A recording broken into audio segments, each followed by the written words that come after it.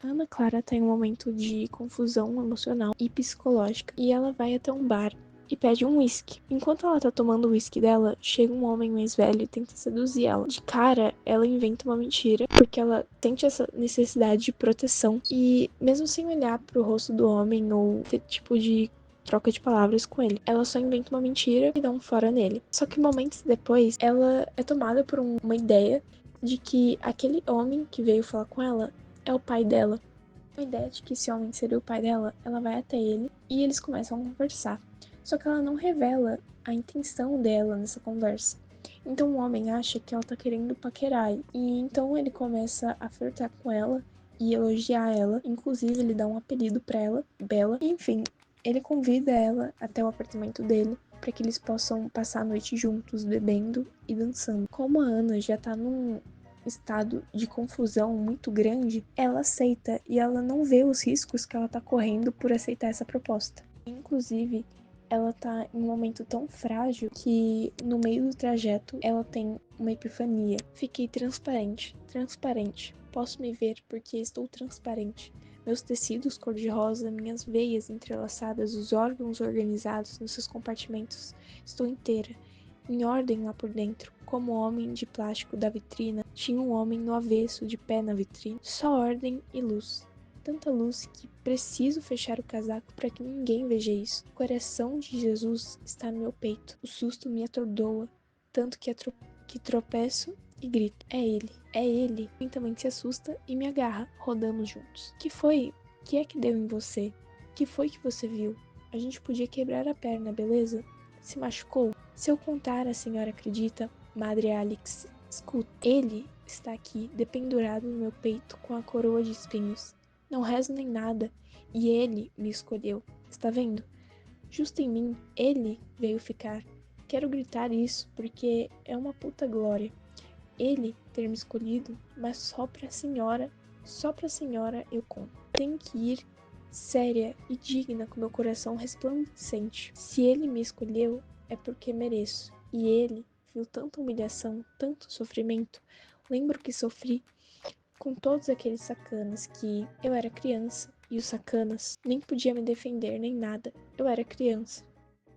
Assim que o homem termina de se despir e ele fica completamente nu, ela já tá dormindo. Ele se deita ao lado dela e começa a ler uma revista. Só que nesse momento não é totalmente explícito o que acontece entre os dois, mas é capaz de que ele tenha feito alguma coisa, mesmo que o livro não fale. A próxima cena é narrada pela Lorena, que começa refletindo sobre o conflito entre o ideal e a realidade, entre o ser e o estar, e ela observa como as pessoas ao seu redor vivem presas à aparência, à rotina e à busca por status, enquanto ela tenta se distanciar desse comportamento, acreditando que possui uma sensibilidade e uma imaginação a mais. Ao mesmo tempo, a Lorena pensa sobre o MN, que é o homem que ela é apaixonada, só que ele é casado. E ela imagina o que ele pensaria sobre essas reflexões. Essa lembrança reforça a dualidade dela, porque apesar dela querer ser diferente dos outros, ela se vê em uma relação que é marcada por culpa e vergonha. Porque assim, por mais que ela sinta muito desejo e atração por ele, ela se sente muito culpada por isso. Tanto pelo caráter religioso dela, mas também, principalmente, pela criação dela, da mãe dela, que logo ela começa a criar um diálogo interno na cabeça dela com a mãe dela, fingindo que ela tá contando sobre a relação que ela tem com o MN e a mãe dela reprimindo ela, falando como ela estava sendo influenciada pelas amizades dela, no caso a Ana Clara e a Leão. Isso também mostra uma preocupação muito grande da mãe dela, porque para ela a Lorena é uma filha perfeitinha, ela é uma santa. E a Lorena, por ter um amante, acaba se distanciando dessa imagem.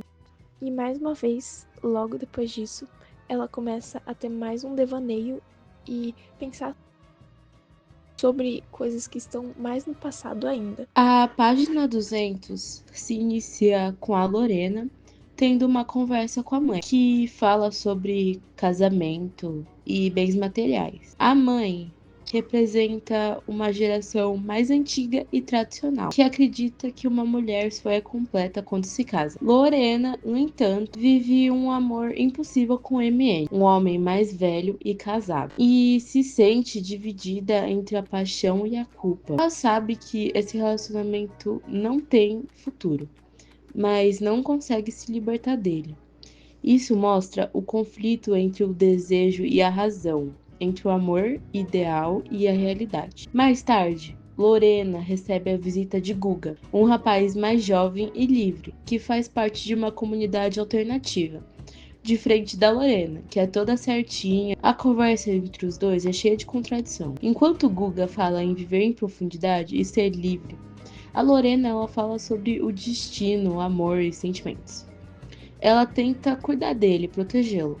Isso mostra como ela procura preencher o vazio afetivo que sente. A Lorena quer amar e ser amada, mas parece sempre amar pessoas que estão distantes dela, como um homem casado, o jovem que vive de forma totalmente diferente da sua. Depois que Guga vai embora, a Lorena ela fica sozinha, confusa e triste, refletindo sobre o passado e sobre o amor. Em seguida, chega Leão, a amiga que é o total oposto dela. A Leão é racional, é prática e ela também é envolvida com causas revolucionárias. Ela traz notícias da sua vida e ela conta que vai viajar para a Argélia, o que representa a sua busca por liberdade, o que é bem diferente da prisão emocional em que a Lorena vive. A página 213, ela se inicia com a conversa, né, que a Leão e a Lorena estavam tendo sobre a Leão precisar ir pro exterior, na Argélia, pra poder ver o amor dela. Porém, a Lorena, ela tava bem avoada, né, ela tava pensando no MN e não tava prestando atenção no que a Leão tava falando. Então, a Leão, tipo, ela fala, não, eu preciso ir pro exterior e tudo mais. E aí a Lorena vira pra ela e fica, tipo, como assim? Exterior? Como assim? Aí ela fala, não, é porque eu vou lá, eu vou pra Argélia e eu vou encontrar com ele. Aí a Lorena fala, ele é quem, minha filha? E aí a Leão fala que é o Miguel. O Miguel, ele é o namorado da Leão, que foi exilado, foi mandado pra Argélia por conta da ditadura militar.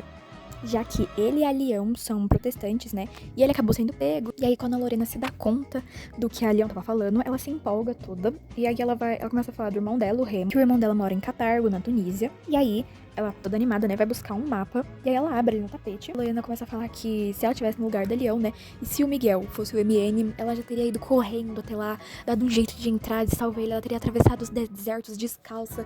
Tudo só pra ficar com ele. O que mostra o quão sentimental ela é e quão imaginativa ela é, né? Que ela tem uma imaginação muito fértil. A Leão conta pra Lorena, né? Que ela tinha ligado pro pai dela, falando que ela precisava de dinheiro. E ele falou que ele só no final do mês ia conseguir esse dinheiro pra ela. E aí ela pede um pouco de dinheiro pra Lorena. Fala que vai dar pra ela um cheque. Ela também conta que a mãe dela depositou uma fortuna no nome dela. E aí, logo em seguida, ela pensa: vou perdê-la. Não vai voltar nunca mais. Vou perdê-la. Como eu perdi o astronauta. Meus olhos ficam nadando e neles a letra submerge. O Leme, por último, tão tremido. Quem vai agora me entrevistar? Seu nome? Lorena Vaz Leme. Universitária? Universitária. Virgem? Vira a folha e assino em outro talão. As lágrimas voltam às suas fontes obscuras. Isso mostra que ela tá triste de ter que ver a amiga dela indo embora e mesmo assim tá feliz porque ela vai poder meio que se encontrar com o amor dela.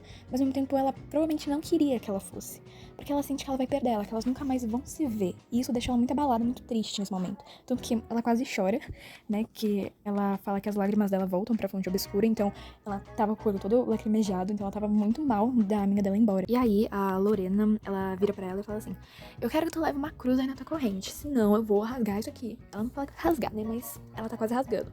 E aí a Leão vai, né, segura ela pra ela não rasgar e fala pra ela que leva até quantas cruzes ela quiser que ela leve pra ela não rasgar o cheque dela. E a Lorena fala que um dia ela vai apertar essa cruz na mão dela. Então, tipo, vira pra ela e fala assim: eu vou? Como é que você sabe que eu vou? E aí a Lorena diz que o diagnóstico que ela tá dando pra Leão é que ela tem a fé adormecida, porque a mente dela tá muito bagunçada com toda essa coisa de política. Por isso que ela tá desse jeito, ela não acreditar mais na fé e tudo mais. E aí a Leão diz que ela, na infância dela, ela acreditava muito, que ela acreditava muito em Deus, na fé e tudo mais, mas aí ela começou a ler os jornais e ela começou a tomar consciência de tudo que estava acontecendo na cidade dela, que era tudo horrível, que estava acontecendo uma desgraça. E aí, num certo momento, ela diz: fiquei uma fúria. Sem dúvida ele existe, eu pensava, mas é só crueldade. Desse estado, passei para o da ironia. Fiquei irônica. Mas é um bricoler. Sabe o que é um bricoler? Na minha rua morava um baiano santeiro santeiro que pegava sobra de objetos, fragmentos meio ao acaso, sem plano juntava as peças com jeito. Ele tinha muito jeito e acabava formando suas maquininhas. Comecei a achar que Deus era simplesmente isso, bricoleur de gente. Catava uma sobra aqui, outra lá, adiante, e assim ia formando suas engenhocas. Por disponibilidade, entende? Capricho. Quando uma bricolage começava a funcionar, quando bem ou mal se põe em movimento, eles se desinteressam e já pega outra. Milhares de maquininhas humanas sem destinação, se arrebentando por aí feito doidas. Esse trecho mostra que não é que a Leão não acredita em Deus, ela acredita, só que do jeito dela. Que ele é apenas alguém que faz as suas pequenas engenhocas e quando uma delas dá certo ou não, ele já tá fazendo outras e não se importa com o que vai acontecer com elas. Me dei inteira a ele, numa bandeja. Passado, presente, ficou com tudo. Com a morte, me devolve tudo outra vez. Aquelas pedras. Fui tirando as pedras uma a uma. Tanta pedra amontoada em cima de mim. Aqui no meu peito. Fui tirando devagarinho. Ele me animava. Vamos, dizia. Vamos, moça. Respira. Às vezes me chamava assim. Moça. Que é isso, moça? Moça.